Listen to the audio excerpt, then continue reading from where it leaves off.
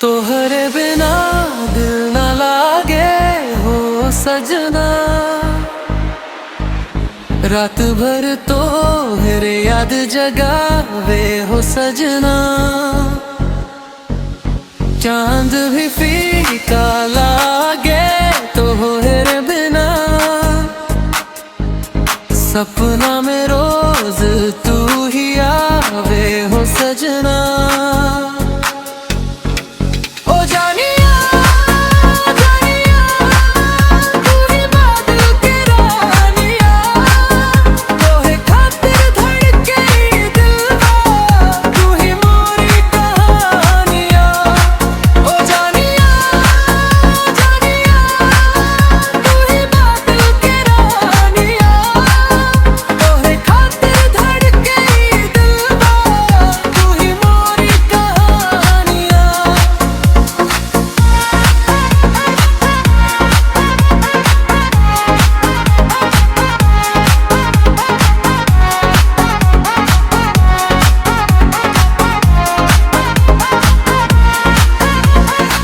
तोरे हंसी पे दुनिया लू देब, तोरे खातिर जानो गवा देब। साथ अगर तू दे दे प्यार से, हर गम के हंस के भुला दे।